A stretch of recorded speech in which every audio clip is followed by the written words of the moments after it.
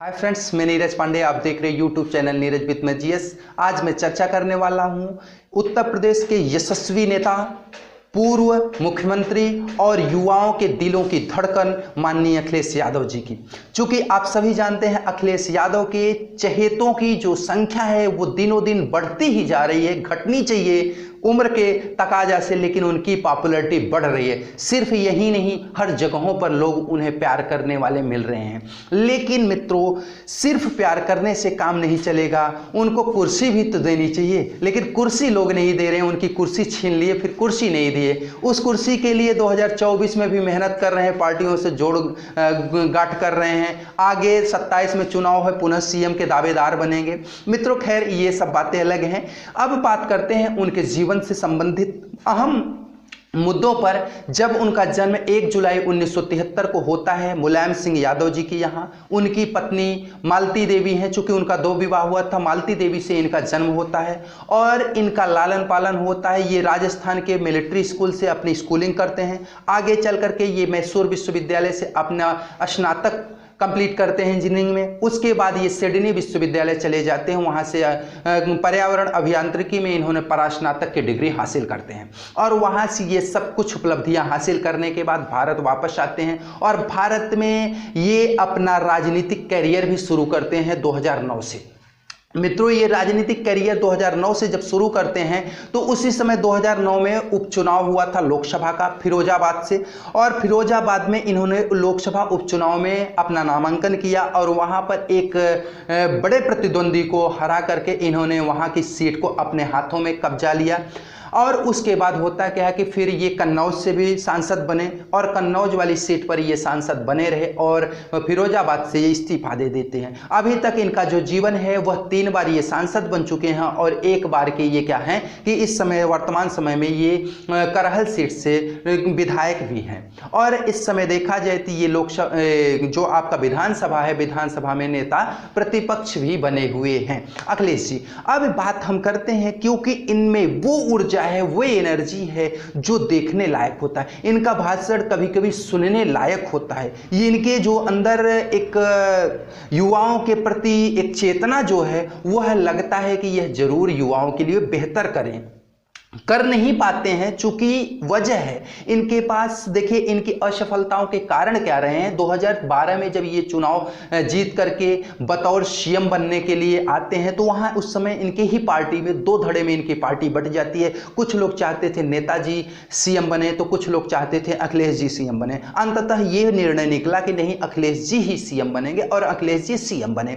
आगे चल करके ये क्या होता है कि इनकी सरकार में रहते हुए ही इनके पिताजी द्वारा इन्हें एक सलाह दी जाती है कि ये सरकार इस कदर चलाएं, इस तरीके से चलाएं, ऐसे नहीं चलाएं। तो उससे क्या हुआ कि इनके सरकार की किरकिरी हुई और जनता में ये स्पष्ट संदेश गया कि ये सरकार चलाने की योग्य नहीं है। इनके पिताजी और इनके चाचा जी लोग सरकार चला रहे हैं, तो ये इनके लिए असफलता मानी जाती है। मित्रों, उसके बाद दुर्गा नागपाल आईएएस जो थी उनकी निलंबन करना, फिर उनको बहाली में पूरा उनका बहाली करना, ये भी इनके असफलता का कारण माना जाता है। क्योंकि देखिए, निलंबन करना, किसी आईएएस या आईपीएस का निलंबन करना कोई बड़ी बात नहीं, लेकिन किसी का निलंबन कर दो फिर उसके लिए आलोचना होना, पुनः उसको बहाल करना, ये आलोचना का विषय बन जाता है। उसके बाद तीसरी बात मेरे नज़रों में अगर देखा जाए तो ये इनके जो नेता लोग हैं, जो इनके सहयोगी नेता हैं, तो वो जो उनके बड़बोलेपन होते हैं वो भी इनके लिए घातक साबित हुए। ये इनके लिए जहर का काम कर दिए,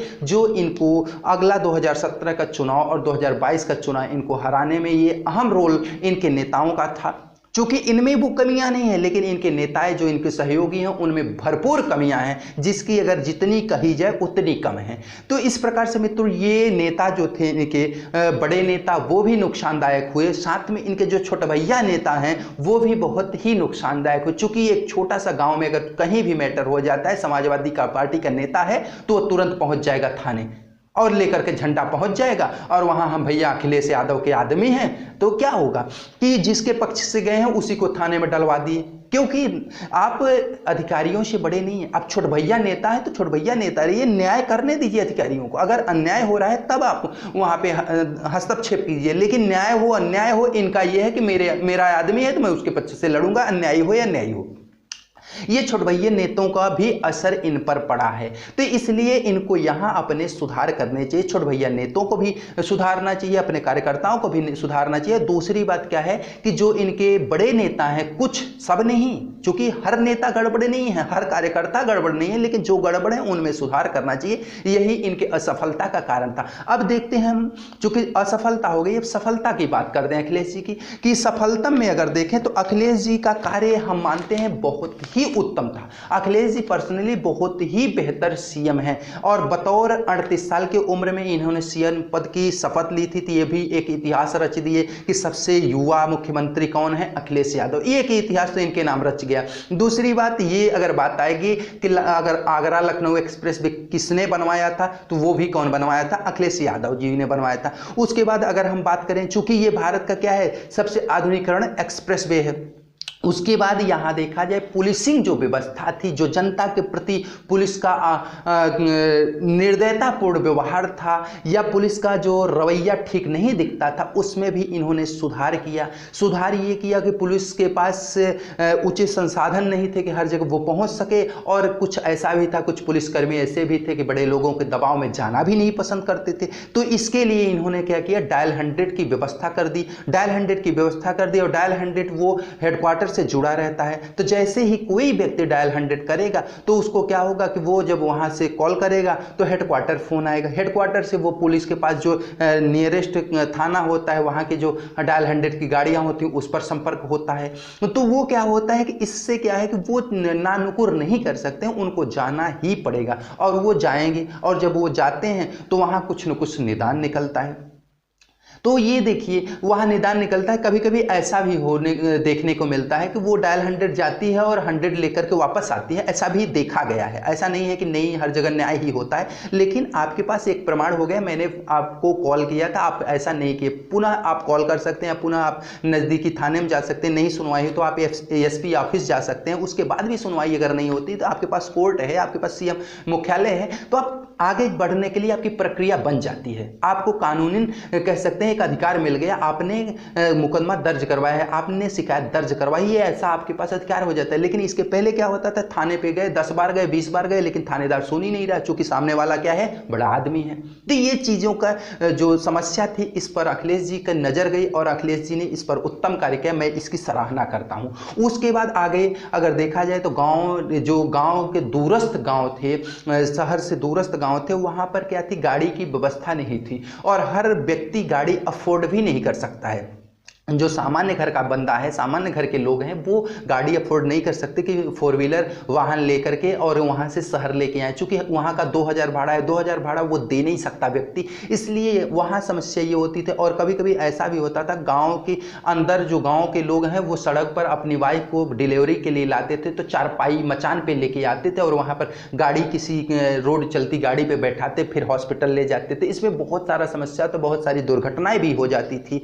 बहुत सारी ऐसा भी दुर्घटना देखने को मिला कि प्रसव पीड़ा में ही बहुत सारी बहनें, बहुत सारी माताएं अपने दम को तोड़ देती थी। बहुत सारे नवजात शिशु इस संसार में आने के पहले ही अपने पुनः उसी परलोक को चले जाते थे। तो ये सब समस्याओं को देखते हुए इनकी नज़र पड़ी और उस समस्या का निदान निकालने के लिए इन्होंने क्या किया है, इन फ्री एम्बुलेंस व्यवस्था, समाजवादी फ्री एम्बुलेंस व्यवस्था की, इसकी भी मैं सराहना करता हूँ, क्योंकि इन्होंने ऐसी व्यवस्था कर दी। इससे क्या हुआ कि घर घर जैसे ही आप 101 पे कॉल करते हैं, 108 पे कॉल करते हैं, तुरंत आपके घर एम्बुलेंस पहुंच जाती है 15 से 20 मिनट में, और 20 मिनट में एम्बुलेंस पहुंची, आप वहां से सीधे अस्पताल पहुंच जाते हैं। अगर कहीं कोई एक्सीडेंट भी होता है, वहां भी गाड़ियां एम्बुलेंस पहुंच जाती है फ्री में। इससे क्या हो रहा है कि लोगों की जान जो है, जो जोखिम में पड़ जाती थी, वो जोखिम से वो कह सकते हैं कि उनको एक जीवन दान मिलने का कार्य किया, जीवन दान देने का कार्य कौन किया, अखिलेश यादव ने। इसकी भी मैं प्रशंसा करता हूँ। क्योंकि देखिए, मैं शिक्षक हूँ, मैं सदैव अच्छाई को अच्छाई, बुराई को बुराई कहता हूँ। मैं ये नहीं सोचता हूँ कि आगे क्या होगा, आगे वही होगा जो मंजूर खुदा होगा। चूँकि हमारे पिताजी सदैव कहते हैं कि राई घटे न तिल बढ़े, रही रे जीव निसंच, जो विधिना ने लिख दिया छठी रात की अंत। तो जो विधाता ने लिखा है मेरे जीवन में वही होगा, उससे ज़्यादा कुछ नहीं हो सकता है। मेरे जीवन को एक सेकंड पहले कोई हरण नहीं कर सकता और मेरे जीवन का एक सेकंड मुझे कोई दे नहीं सकता। इसलिए डर किसी से नहीं लगता। जो अच्छाई है अच्छाई बताऊंगा, जो बुराई हो बुराई बताऊंगा, जो मुझे लगता है। ऐसा नहीं है कि मैं किसी राजनेता के प्रशंसा में उसकी चाटुकारिता करूं, ये मेरे से नहीं बनता है। जो मुझे दिखा मैं वो बोल रहा हूं। हो सकता है कुछ लोगों को बुरा लग सकता है कि भाई जो पार्टी के विपक्ष होते हैं उनको बुराई लगता है इनकी प्रशंसा क्यों कर रहा है या इनकी बुराई क्यों कर रहा है, तो उससे मुझे फर्क नहीं पड़ता। जो मुझे दिख रहा है मैं वो बताता हूं, क्योंकि मुझे भी बहुत सारे बच्चे फॉलो करते हैं। तो उन बच्चों के लिए मैं सही चीज बताता हूं, सही हमेशा यही कहता हूं कि आप सही के रास्ते पर चलिए। गांधी जी अहिंसा के मार्ग पे चलते हुए एक लकड़ी और एक धोती से अपने संपूर्ण शरीर को ढके हुए थे और अंग्रेज जैसे शासन को जो 200 वर्षों तक मेरे देश पे शासन कर रखे थे उनको भी भगाने का कार्य किया था। तो अगर आप सत्य अहिंसा पे हैं तो निश्चित रूप से आपकी विजय होगी और निश्चित रूप से आप आगे बढ़ेंगे। चाटुकारिता से देश आगे नहीं बढ़ सकता और खासतौर से शिक्षक को चाटुकारिता करनी भी नहीं चाहिए, क्योंकि शिक्षक जो होता है वह समाज का क्या होता है, निर्माता होता है। और जब शिक्षक ही चाटुकार हो जाएगा तो फिर समाज का निर्माण नहीं विनाश होगा। इसलिए शिक्षक को अपने शिक्षक पद की गरिमा का ध्यान सदैव रखना चाहिए। अब आगे हम अगर चलें तो इन्होंने जो ये समाजवादी व्यवस्था की ये भी बेहतर था। उसके बाद जैसे थानों पर जैसे ये था कि थानों पर देखते हैं कि पुलिसिंग के लिए जैसे हम फ़ोन करते थे वहाँ पे जेंट्स होते थे पुलिसकर्मी, तो उनसे महिलाएं हर बातें नहीं बता पाती थी। लेकिन अब देखिए कॉल सेंटर पे अगर महिलाओं के देखिए तो महिला हेल्पलाइन पे देखिए तो वहाँ महिला ही बैठी रहती। कोई महिला फ़ोन करती है किसी भी प्रकार की बात होती है तो स्पष्ट बता पाती है, क्योंकि उसको ये लगता है कि हम बता पाएंगे, क्योंकि वो एक महिला के दर्द को भी समझ सकती है, एक महिला की समस्याओं को समझ भी सकती है, सुन भी सकती है। तो ये भी इनका सराहनीय कार्य था। आगे अगर हम बात करते हैं तो इन्होंने लखनऊ में मेट्रो व्यवस्था जो हुई इनके द्वारा ये प्रारंभ किया गया। उसके बाद लखनऊ इंटरनेशनल क्रिकेट स्टेडियम बनवाया गया, ये भी कह सकते हैं एक इतिहास का ही कार्य है जो पहला स्टेडियम यहाँ पे बना। दूसरी बात क्या कहते हैं कि 10-90 महिलाओं के लिए जो सुविधा हुई वो आप सभी जानते हैं कि वो भी उत्तम व्यवस्था है। उसके बाद जनेश्वर में पार्क जो बनवाया गया लखनऊ में वो भी एशिया का सबसे बड़ा पार्क है, ये भी बेहतरीन कार्य है। चूँकि इन्होंने एशिया में सबसे बड़ा अगर पार्क यहाँ बनवाया तो ये भी भारत के लिए कीर्तिमान स्थापित करते हैं। उसके बाद जयप्रकाश नारायण इंटरनेशनल सेंटर बनवाया। उसके बाद मित्रों लखनऊ बलिया समाजवादी एक्सप्रेसवे 2 बनवाया। उसके बाद 12वीं पास, सबसे बड़ी बात जो 12वीं पास बच्चे हुए थे तो उनको क्या था, टैबलेट ये लैपटॉप बांट करके बहुत से बच्चों को रोजगार देने का काम किए। जैसे कि सब बच्चे तो नहीं उसका लाभ उठा पाए, लेकिन बहुत सारे ऐसे बच्चे हैं कि जो उस लैपटॉप के माध्यम से अपने रोजगार को आगे बढ़ा रहे हैं। CSC सुविधा फ्री मिलती थी, CSC का सेंटर ले लिया और उसके बाद उसी लैपटॉप के माध्यम से अपना रोजी रोटी चला रहे हैं। उसी लैपटॉप के माध्यम से बहुत सारे घरों में बहुत सारे लोग टेक्निकल हो गए, चूंकि सीख गए।